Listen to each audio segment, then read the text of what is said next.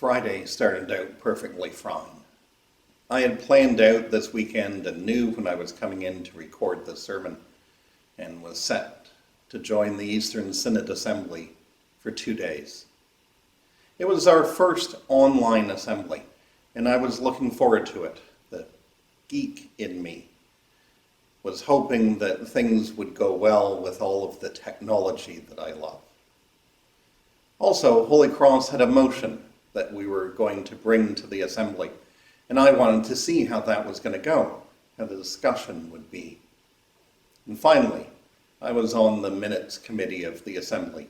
It's a group of people who help ensure that the minutes of the meeting are correct. It was my first Synod Assembly committee appointment. I was looking forward to it. It didn't take long, though, on Friday morning for me to start feeling uncomfortable. Ever since my hernia repair 7 years ago, I'd get an occasional bout of this. A bit of bloating around the site and some discomfort. Nothing that couldn't be managed. Friday morning was different, though. Over time, it went from discomfort to intense pain. All managed around the hernia site. And at 11 o'clock-ish, I went to the hospital via ambulance. Now, I won't go into all of the details, but the fact that I'm standing here recording this sermon in the church shows you that I'm doing much better than I was yesterday morning. In biblical Hebrew, there is one word, this one that is shown on your screen, that is translated in English as to cry out for help.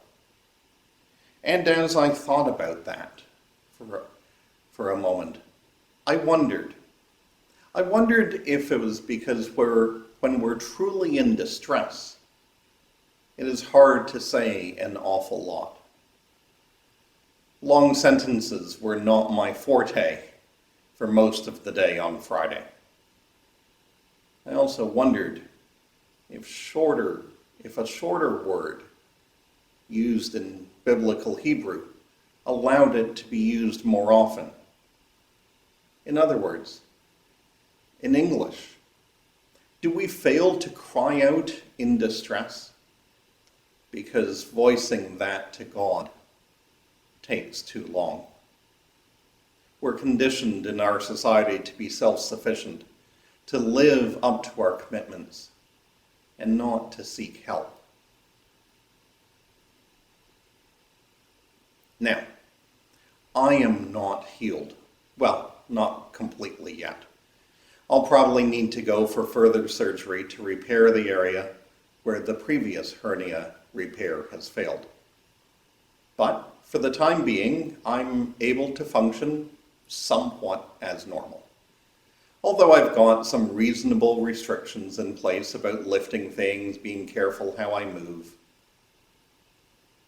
However, when the pain subsided early on Friday evening, I did feel like I was healed, even though I knew that healing was temporary.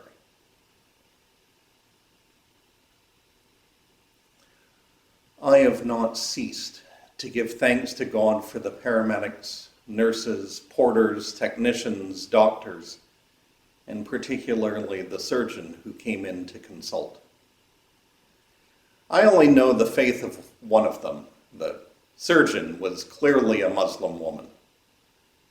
However, it is my belief that God put all of those people into my life at the right time, in the right places, with the right skills, to do what they needed to do. And whether or not they would agree with me about God's hand and all of that doesn't matter. For in calling out to God, and trust me, I was calling out God's name a lot, I did find healing.